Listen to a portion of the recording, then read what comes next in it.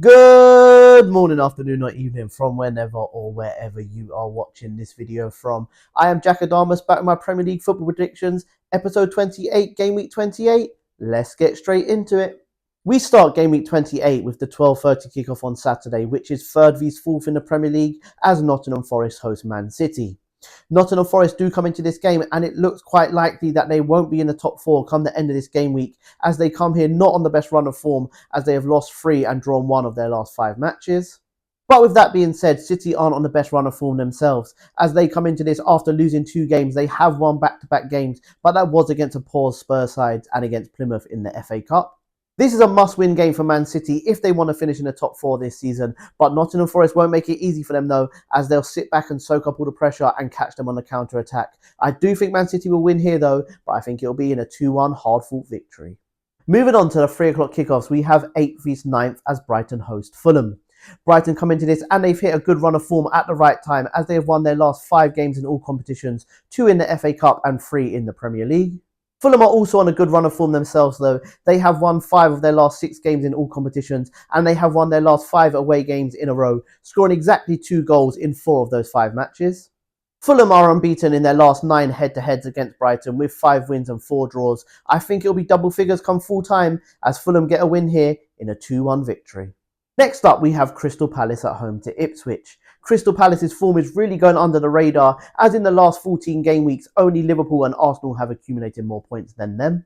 Time is running out for Ipswich to find some points to stay in the Premier League, as they find themselves 5 points from safety, but out of the teams currently in the bottom 3, they are definitely the team showing the most fight to do so. Palace have failed to keep a clean sheet in their last 9 home Premier League matches, and they will be without main striker Mateta in this one. I don't think that will stop them though, as I can see Crystal Palace winning here 2-0. To round up the 3 o'clock kickoffs, we have Liverpool at home to Southampton.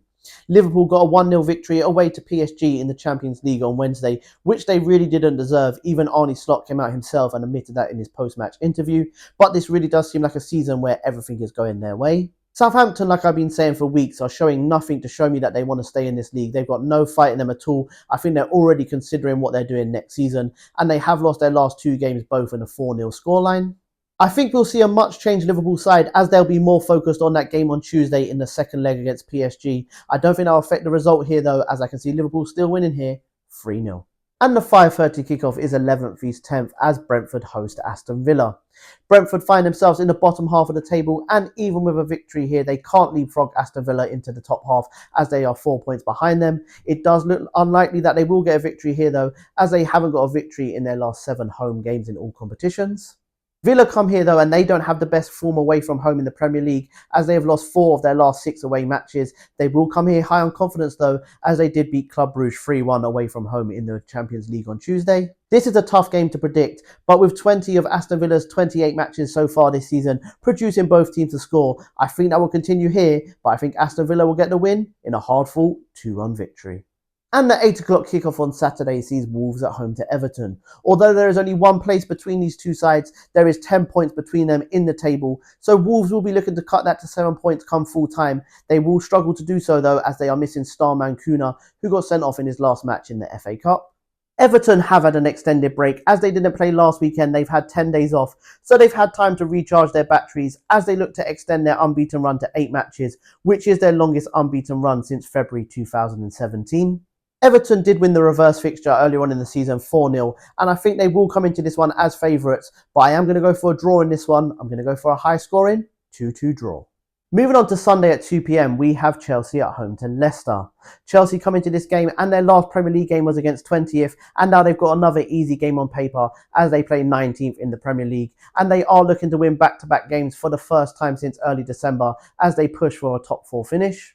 Leicester are 5 points from safety, and with only 2 wins in their last 14 matches, things aren't looking very good for them. However, 1+ for them, their last Premier League victory did come on a trip to London. Chelsea have won 6 of the last 7 head-to-heads between these 2 sides. I do think it'll be lucky number 7 come full time, as Chelsea will get a routine victory here in a 3-0 win.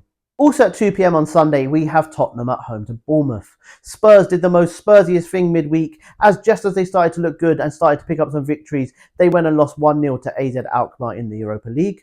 Bournemouth last weekend booked a spot in the quarter-finals of the FA Cup after losing back-to-back games in the Premier League, which put a minor dent in their European dreams. All of Bournemouth's last 9 away Premier League matches has produced over 2.5 goals, a trend which will continue here in a high-scoring 2-2 draw. And for game of the weekend at 4:30 on Sunday, it is Manchester United at home to Arsenal. Man United will be looking to get the win here to recall back-to-back Premier League victories for only the first time this whole season, but it will be a hard ask for them as they have lost their last 4 head-to-heads against Arsenal, their longest losing streak to Arsenal in their history. This is Arteta's 200th Premier League game in charge, and although it does look like the Premier League is all sealed up and wrapped up for Liverpool, Arsenal will be looking to get the win here against one of their fierce rivals in Manchester United. Since Ruben Amorim's taken charge of Manchester United, only Leicester have conceded the first goal of a match more times than his Manchester United side. A lot of people will be going for an Arsenal win here. I'm not. I think the honours will be shared in this one in a 1-1 draw. And to round up game week 28 at 8 p.m. on Monday, we have West Ham at home to Newcastle.